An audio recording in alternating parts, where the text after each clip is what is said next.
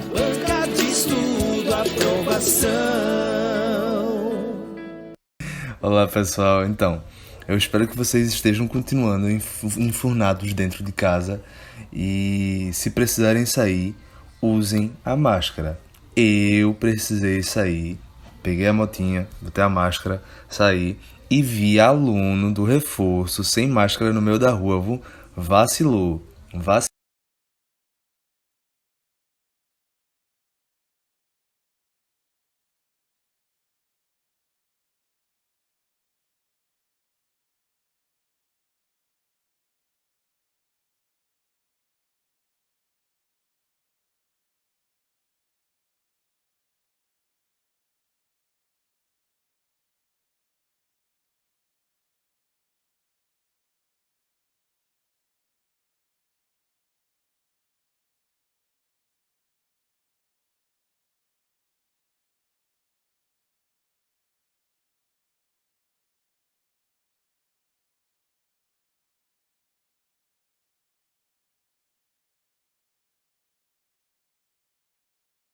Então, lá vamos nós à leitura. No primeiro, tá lá. O verbo celebrar, segundo o dicionário eletrônico Roai, significa acolher com festejos, com exaltação. No entanto, na canção Perfeição, surge-se a celebração de coisas ruins, como a estupidez humana, a juventude sem escolas, o nosso Estado que não é nação. E aí pergunta, como você entende essas afirmações? Qual a figura utilizada pelo poeta nessas frases? Obviamente que algumas das respostas de algumas perguntas aqui vão ser um tanto quanto pessoais, mas em linhas gerais elas vão caminhar para um caminho único. E aí, quando ele pergunta como você entende essas afirmações, é preciso sim lembrar, fazer memória da aula que a gente tinha acabado de assistir, que era sobre figuras de linguagem, e lembrar da ironia. Como assim celebrar algo que é ruim? Como celebrar o mal? Como celebrar a pobreza? Como celebrar a fome? Então, realmente, somente por meio da ironia para fazer tudo isso. E aí é, logicamente, a resposta da segunda pergunta. Qual a figura utilizada pelo poeta nessas frases? A figura de linguagem. É sim a ironia. É uma ode à ironia, basicamente. E aí tem a segunda, que diz assim: qual a mensagem da poesia? Ela é otimista ou pessimista? Ou otimista e pessimista ao mesmo tempo? Se a gente pegar o texto dessa música e observar todas as estrofes, menos a última, a gente vai perceber que há uma grande sequência de falas irônicas e um tanto quanto pessimistas. Assim, são elencados vários problemas dentro da nossa estrutura social. Mas, no final do texto, vai ter sim uma estrofe que vai trazer um conteúdo otimista. A gente vai ver isso mais pra frente. E aí tem um terceiro, que diz: essa canção foi escrita na década de 90. Você diria que sua mensagem ainda é atual? Por quê? É preciso compreender o contexto em que ela foi escrita, como eu tinha falado nos últimos slides da aula passada. Que a década de 90 pegou exatamente o processo de redemocratização do país, que tinha acabado de passar por uma ditadura de 1964 a 1985 e tinha a sua Constituição recém-promulgada, que foi em 1988. E aí é errata do que eu disse na aula passada, que foi em 1989, mas não, foi um ano antes. E é preciso perceber que a liberdade e o processo e a democracia ainda estava em alguma medida engatinhando dentro daquele contexto. E se observarmos a nossa realidade de hoje em dia, não está muito diferente. A democracia e a liberdade estão sendo atacadas por vários lados. Então, sim, essa música faz bastante sentido hoje em dia, porque ela elenca uma série de coisas ruins que aconteciam naquela época, mas que continuam a acontecer hoje em dia. Obviamente que muitas coisas mudaram.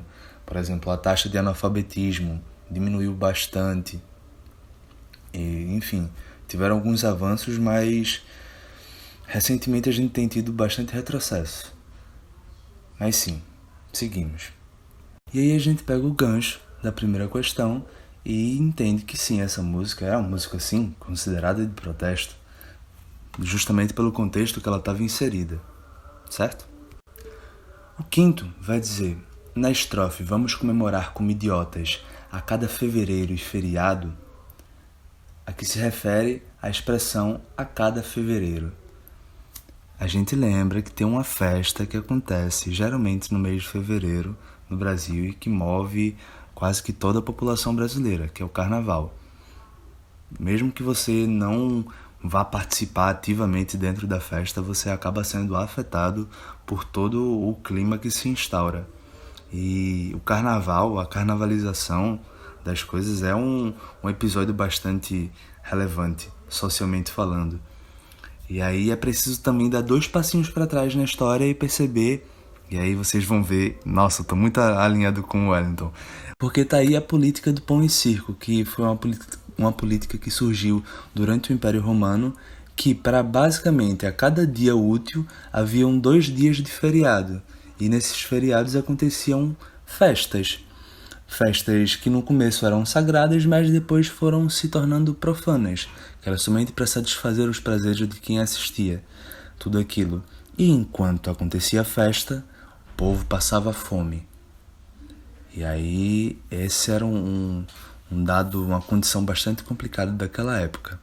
Mas aí também é preciso olhar para esse evento e não entendê-lo de forma anacrônica. Preciso olhar para hoje em dia e entender que o carnaval que está sendo lá falado na letra da música a cada fevereiro, ele gera uma cadeia econômica absurda, porque a cadeia econômica no meio artístico e a cadeia econômica turística é bastante movimentada durante esse tempo. Então o Estado faz um investimento. Ele não gasta o dinheiro, mas sim ele faz um investimento que tem um grande retorno, tá bom? E aí o sexto, que é qual é a estrofe que traz uma mensagem otimista e de esperança, que foi o que eu tinha falado no slide mais cedo, que o texto traz o tempo todo um lado negativo, mas aí ao final ele ressurge com a estrofe dizendo: venha, o meu coração está com pressa, quando a esperança está dispersa, só a verdade me liberta, chega de maldade e ilusão. Venha, o amor tem sempre a porta aberta, e vem chegando a primavera, o nosso futuro recomeça.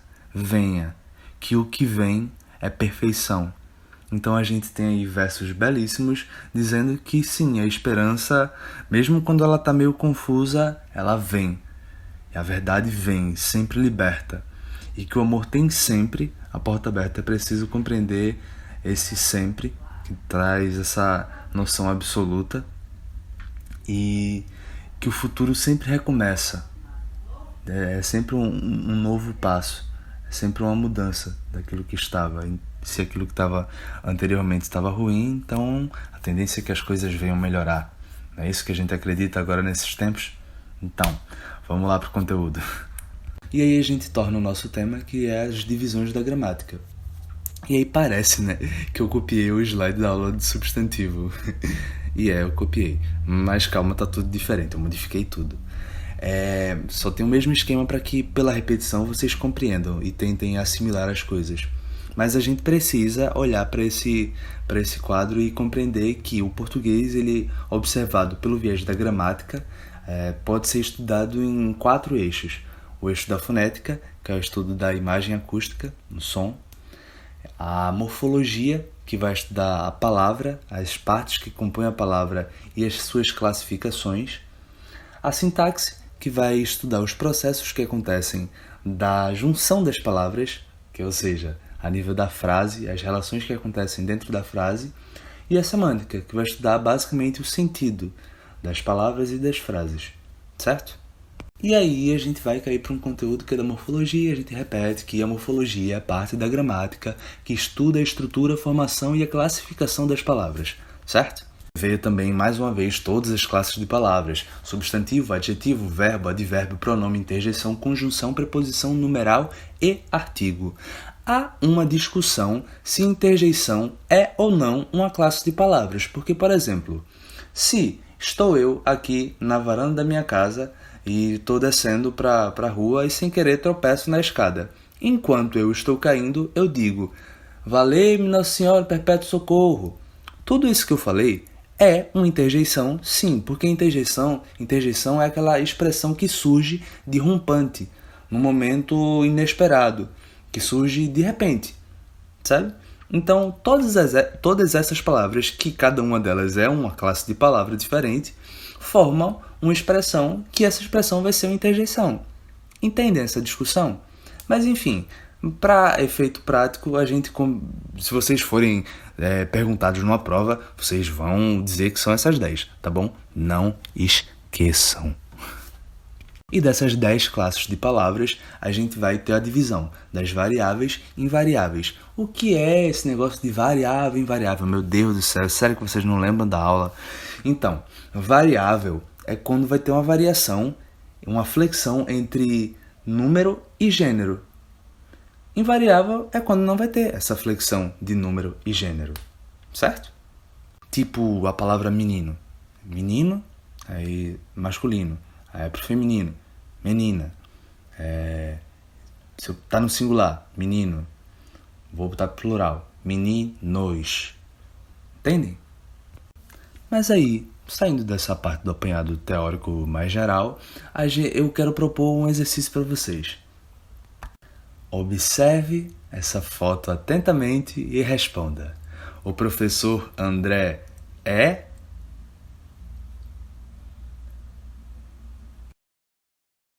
Legal, claro, né? Eu sabia que vocês iam responder isso. Mas então, muito provavelmente vocês também responderam uma série de outras coisas que eu nem imagino. Mas aí poderia ser uma pessoa alta, poderia ser uma pessoa cabeluda, barbuda, verborrágica, uma pessoa que fala muito. Então a gente tem uma série de pequenas características que podem ser atribuídas a mim, André, certo? Daí eu quero também que vocês observem a imagem desse menino e prestem atenção qual a cor da imagem. E, sei lá, essa criança aí que vocês estão vendo, ela é uma criança bonita, feia, magra, gorda? O que é que vocês acham? Dá pra perceber a cor dos olhos dela, a cor dos cabelos? Ou se essa criança ela tá meio triste, tá alegre, sei lá? E como é que é a roupa que ela tá vestindo? E, sei lá, dá pra perceber mais ou menos o contexto, assim, pela roupa que ela tá usando, sei lá, o lugar onde é que foi tirada essa foto? E agora eu quero que vocês olhem a foto desse cara. O que é que vocês acham dela diferente da primeira? Sei lá, essa pessoa, ela tem a mesma idade que a pessoa da outra foto? Tá vestido de forma parecida? O ambiente em que a foto foi tirada são próximos? Sei lá, vocês veem semelhança? Vocês acham que esse cara é aquela criança? Ou pode ser aquela criança? E aí, saindo dessa parte de perguntas, a gente chega à nossa primeira resposta. Que os adjetivos são palavras que modificam os substantivos, atribuindo-lhes certas características que identificam tamanho, tipo, idade, beleza, defeitos, virtudes, aspectos, o modo de ser, etc. Uma série de coisas. E aí, a gente dá 2 passinhos para trás e observa as 2 fotos e repara a mudança que ocorreu na imagem dessa pessoa. Que, sim, é a mesma pessoa. Esse garoto que estava com um capacete, que parece ser um capacete de guerra, e que parece que essa foto foi tirada num contexto de guerra, é esse cara que está sentado na mesa, fazendo a fala no microfone, segurando papel, que parece conter dados, informações que ele está apresentando. E obviamente que o contexto é totalmente diferente. A primeira foto é preto e branco, já a segunda é colorida. A primeira foto o menino tá aí, cheio de cabelo. Na segunda foto o cara tá lá, careca. Então a gente percebe que tem uma série de características que são atribuídas a esta mesma pessoa, só que em momentos diferentes e por consequência vão fazer com que a gente perceba essa pessoa de forma diferente, sabe? É a mesma pessoa, mas só que as características atribuídas fazem com que a gente pense que sejam pessoas totalmente diferentes, não é mesmo? E aí agora a gente vai fazer mais uma observação. Olhando a foto dessas flores, o que vocês veem? Como elas são? Vocês acham que essas palavras aí estão realmente atribuindo um sentido real ao que elas são? Elas são encantadoras, diferentes, lindas, bonitas, coloridas, pequenas, algumas murchas. Vocês acham realmente isso? Sim, são sim. Agora, reparem bem nas palavras que vocês viram e percebam que existe uma outra forma de expressar a característica dos substantivos, que é a substituição do adjetivo por uma expressão formada por mais de uma palavra que juntas tenham o valor de um adjetivo. E aí é exatamente que a gente vê esses exemplos. Flores encantadoras, a gente pode substituir fácil por flores com encanto. Ou flores coloridas por flores de cor. Ou flores matinais por flores da manhã. Ou flores celestes por flores do céu. Não dá para substituir e fica tudo com o mesmo sentido? Pois bem, daí a gente começa a falar sobre locução adjetiva, que é a expressão formada por mais de uma palavra que tem o mesmo valor de um adjetivo. E a gente já, para alguns, muito provavelmente já viram esse conteúdo, mas aí a gente retoma agora e observa alguns exemplos, que na palavra abdominal a gente pode ter o de abdômen, ou da palavra apícola, de abelha. Enfim, tem uma série de exemplos aqui. E aí sempre vai ser, sempre não, mas geralmente vai ser uma preposição e um substantivo conectados e que juntos eles vão ter um valor de um adjetivo, certo? Daí a gente volta ao nosso tema primeiro, que é o substantivo. E aí a gente encontra essa definição de que o substantivo é a palavra que nomeia os seres em geral, desde objetos, fenômenos, lugares, qualidades, ações, dentre outros. Não reparem, eu realmente copiei isso do outro slide. Então, aí a gente tem agora os tipos de adjetivos, que tem o derivado e o primitivo. Essa relação a gente já viu antes, meu Deus do céu. Tem também o simples e o composto, que essa relação a gente também já viu antes. E tem uma outra coisinha que é novidade, que é o tipo de adjetivo pátrio. A gente vai começar a ver alguns exemplos agora. E aí a gente vai para a próxima relação, que é a relação entre os substantivos primitivos e os substantivos derivados. Os substantivos primitivos são aqueles que não derivam de nenhuma outra palavra na língua portuguesa, que vão ser as palavras originárias, que dela é que virão as outras palavras derivadas, que são as que se formam através de palavras já existentes. Agora a gente vai observar algumas palavras para entender como é que se dá essa relação. Por exemplo, fogo. Fogo é uma palavra primitiva. Fogueira. Fogueira já é uma palavra derivada da palavra fogo. Então aí eu tenho exposto essa relação. Vamos pensar outra. Ferro. Ferro é uma palavra primitiva. Ferreiro já é uma palavra derivada, não é? Pronto. Aí fica fácil quando a gente observa essa relação de oposição. No primitivo e o derivado, como a gente já viu o conceito anteriormente, eu vou trazer uma reformulação, trazendo uma informação nova, assim, talvez que facilite o entendimento de alguns. Para quem tem esse conhecimento prévio do que é radical, sufixo, prefixo, afixos, interfixos, processo de formação de palavras, isso vai cair como uma luva. Porque para saber quando uma palavra é primitiva, é que quando ela tem algum radical e não tem nenhum prefixo ou sufixo derivacional. Ou seja, eu tenho a palavra casa. Aí eu posso adicionar o sufixo arão e criar a palavra casarão. Entendem? E aí quando eu tenho somente a palavra casa, ela está ali, pura, somente com a sua raiz, sem nenhum prefixo ou sufixo derivacional. Mas quando eu adiciono algum dos dois, eu tenho aí sim uma palavra derivada, certo? E aqui um exemplo para ilustrar o adjetivo azul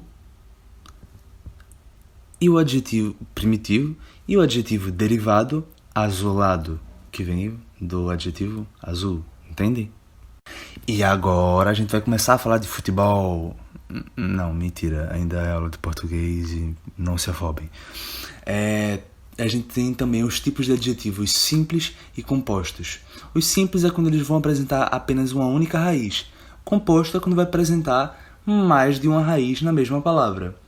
Daí a gente tem o Carlinhos Bala aí representando um símbolo máximo da nossa nação. O Carlinhos Bala é um brasileiro, certo? Eu acho que muito provavelmente vocês conhecem ele, ou pelo menos boa parte de vocês. Já o segundo da foto aí já é um pouquinho antigo, acho que muito dificilmente todos vão conhecer, mas um ou outro vai conhecer, que é o jogador Deco, que ele é luso-brasileiro. O que é isso? Ele nasceu aqui no Brasil, depois foi viver em Portugal e adquiriu a nacionalidade de lá. Mas ele também preserva a nacionalidade daqui. Ele tem dupla nacionalidade. E aí, o jogador Deco, ele é luso-brasileiro. Reparem aí que a gente tem dois adjetivos, ou seja, um adjetivo composto, simples, tá bom? E já para os mais entendidos, a gente tem aqui os adjetivos pátrios, que são utilizados para indicar nacionalidade ou origem. Por isso, eles geralmente se referenciam em cidades, países, estados, e nesse caso são classificados como adjetivos pátrios. E aí a gente tem essa foto aí que é do Júnior Potiguar. E Potiguar é atribuído à pessoa que nasceu no Rio Grande do Norte, certo? Então a gente tem aí Potiguar sendo um adjetivo pátrio. Passando por tudo isso, agora a gente chega num exercíciozinho final que vai ser bem tranquilo, porque a gente vai dar sequência nesse conteúdo de adjetivo na próxima aula. Então, com esse conhecimentozinho prévio, a gente vai já resolvendo algumas questões aqui. O primeiro diz: complete a explicação dos adjetivos destacados conforme o exemplo. E aí o exemplo diz: letra ilegível é a letra que não se consegue ler. E aí a gente tem todas as outras alternativas. Recado incompreensível. Letra B, manta invisível a olho nu. Letra C, desculpa inaceitável. Letra D, reunião inadiável. E letra E, história inacreditável. Letra F, raiva incontrolável.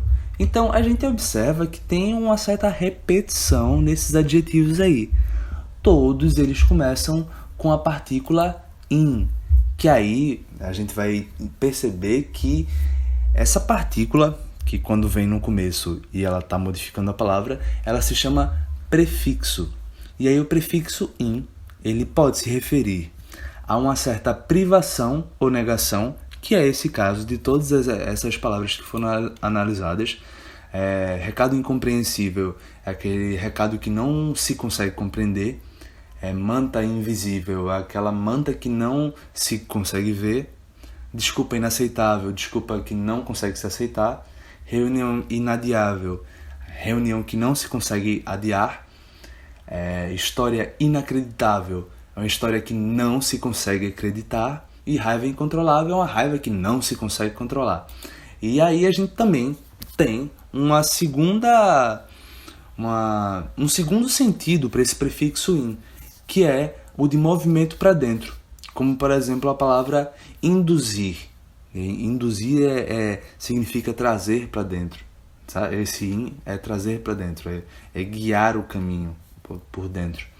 E aí a gente vai ter uma assimilação de algumas variantes desse in, que ele pode ser o in com M, o ir e o i. E aí a gente tem as palavras impossível, irracional e ilegal. Entendem que a gente vai ter essa variaçãozinha que esse in ele pode se modificar um pouco, mas ainda preservar o mesmo sentido? Pois bem, o prefixo in antes de L ou M, ele adapta geralmente a forma I, por assimilação, que a gente vai ter, por exemplo, na palavra legível. Se a gente for colocar o in antes de legível, a gente teria a palavra ilegível. Percebe que esse N some, fica somente o I. Assim como na palavra migrar. Quando eu coloco o in antes da palavra migrar, eu tenho a palavra imigrar. Eu não tenho a palavra imigrar, essa palavra não existe. Então se preserva somente o I. Já no prefixo in, quando se refere no movimento para dentro, ele pode possuir outras variantes também, como por exemplo a palavra, o prefixo em é M, ou o prefixo em é N. E aí a gente tem uns exemplos das palavras embarcar e enterrar, certo? Percebam que foi uma questão aparentemente besta, mas que a gente conseguiu avançar em bastante coisa. Então, prestem bastante atenção. Se tiverem ficado com dúvida, voltem um pouquinho o vídeo e aí vocês vão ouvir novamente para poder compreender tudo isso, certo? Tem algumas informações aqui que são um pouco mais densas, mas nada muito difícil, tá bom? Vai rolar para todo mundo. E aí a gente tem um segundo que diz assim: sublinhe e classifique os adjetivos presentes nas frases abaixo, informando se eles são simples ou compostos. Então reparem bem, simples é quando vai ter apenas uma única raiz. Compostos vai ser quando vai ter mais de uma raiz. Vamos olhar as alternativas. As alternativas não. Enfim, vocês sabem. A letra A. A seleção brasileira vai jogar na Europa. E aí a gente tem seleção o quê? Que vai estar atribuindo a característica à seleção. Porque se a gente tiver seleção, tá, sim, que seleção? A seleção brasileira. E aí brasileira vai estar sendo esse adjetivo pátrio que vai estar atribuindo característica ao substantivo seleção. Brasileira é um adjetivo que tem apenas uma única raiz, que é o Brasil. Beleza, que vai ser uma palavra que vai estar derivada, mas não vai ser uma palavra composta, ela não vai ter uma outra raiz agregada aí, não. É só a palavra Brasil, derivada se tornando um adjetivo. Seleção brasileira, certo? Então aí a gente vai para a letra B. Um cantor norte-americano vai se apresentar no Brasil. Para o substantivo cantor, a gente tem o adjetivo norte-americano. Lembra o exemplo do que eu tinha falado do jogador Deco, que ele é luso-brasileiro? Então, cantor norte-americano. Beleza, que norte-americano vai ser a pessoa que lá nasceu no extremo norte da América, que aí geralmente é atribuído às pessoas que nasceram nos Estados Unidos. Mas eu tenho aí duas palavras juntas que elas vão me dar um sentido duplo, uma característica dupla, que é norte-americano. Não é somente um cantor americano, é norte-americano. Entende? Então aí eu tenho um adjetivo composto. Já na letra C, a gente tem: nosso time tem uma camisa alvinegra. Parece que é um adjetivo simples, mas não é. Alve e negra são dois adjetivos diferentes. São duas raízes diferentes, na verdade. E aí, juntos, E aí é meio curioso porque a gente não tem aí a presença do hífen. Então reparem bem, porque não necessariamente toda palavra composta ela vai vir com hífen. Tá bom? A gente vai ter sim, e a gente já viu isso no encontro sobre o substantivo, na aula sobre o substantivo, que a gente vai ter o exemplo de palavras compostas que elas não vão apresentar a separação pelo hífen. Mas aí a gente tem a raiz alve e a raiz negra, então eu tenho um adjetivo composto também. Na letra D, a gente tem, ele comprou um paletó azul marinho. Então a gente aí já está de cara o hífen escancarando que é um adjetivo composto. Na letra E, a gente tem, ele é um homem gentil e educado. São 2 adjetivos. Sim, são 2 adjetivos, mas separados. Então, são 2 adjetivos simples. Simples. Muito tranquilo de entender, tá bom? E aí, por último, eu quero propor um exercício que vai ser simples. Ser bastante simples, mas que vocês vão ter que se empenhar um pouco. Eu queria pedir que vocês pegassem uma folha, pegassem um lápis ou uma caneta, o que preferirem. Pode ser também no celular, mas é mais preferível que seja uma folha mesmo para vocês terem esse hábito da escrita. E aí eu queria que vocês saíssem do local onde vocês estão, fossem para algum outro cômodo, alguma outra área do local onde vocês estão e começassem a observar as coisas que estão aí próximas a vocês. Meu Deus do céu, eu fui lembrado de uma coisa agora. Vocês vão para outro cômodo, mas dentro da casa de vocês, tá bom? Não saiam. Então, aí vocês vão aproveitar esse espaço. Vocês vão começar a observar as coisas que estão ao redor de vocês e vão começar a listar algumas coisas. Sei lá, lista umas 10 a 15 coisas. E para cada coisa dessa, você vai atribuir pelo menos uma característica. Certo? Pronto. Daí a gente já tem o nosso primeiro passo. A gente vai ter uma lista de coisas e a característica dessas coisas. Se, por exemplo, aqui do meu lado eu tenho um mouse. É um mouse que é pequeno e ele é azul e vermelho também. Então eu já tenho um mouse pequeno colorido. Então eu tenho aí um substantivo e 2 adjetivos, categorizando eles. Então vocês vão pegar esse exemplo e vão fazer aí, certo? Na sequência, eu quero propor que vocês façam um pequeno texto descritivo juntando essas coisas. Por exemplo, estou eu aqui no meu quarto e diante de mim eu tenho o meu computador, um notebook que está fechado, porque eu utilizo um notebook fechado, e eu já tenho uma característica, porque eu utilizo o mouse e o teclado de forma externa, e utilizo um outro monitor, um monitor que vai estar conectado ao notebook, então eu vou ter funções externas. Mas aí vamos alinhavar isso num texto mais descritivo.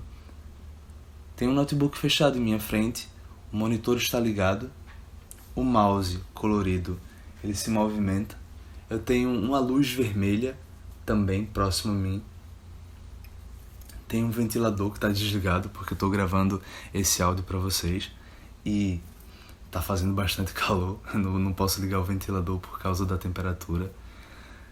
Tem uma garrafa de água também ao meu lado que está me hidratando e ela está vazia, uma garrafa de água quase vazia. As janelas estão fechadas e daqui a pouco eu vou sair para ir jantar. Então eu tenho aí um pequeno texto, um fragmento de texto, assim, quase com uma espécie de confusão mental, mas é mais ou menos isso que eu estou sugerindo aqui. Aí vocês vão pegar essa imagem como gancho e vão fazer o texto de vocês. Sim, vai ser algo realmente que vocês vão ficar com ele e vão olhar, caramba, como é que eu consigo fazer uma descrição de determinadas coisas. Vai ser basicamente um exercício sobre o conteúdo nosso, que foi o adjetivo, e também um começo de um exercício sobre produção textual que vai trabalhar o gênero descritivo. Tá bom? Então, por hora é isto. Eu espero que vocês, enfim, mais uma vez, continuem informados dentro de casa e fiquem bem, tá bom? Cuidem das pessoas que estão próximas a vocês, que as coisas estão difíceis, mas vão melhorar, tá bom? Um abração. Bebam água, se hidratem. Na banca de estudo, aprovação.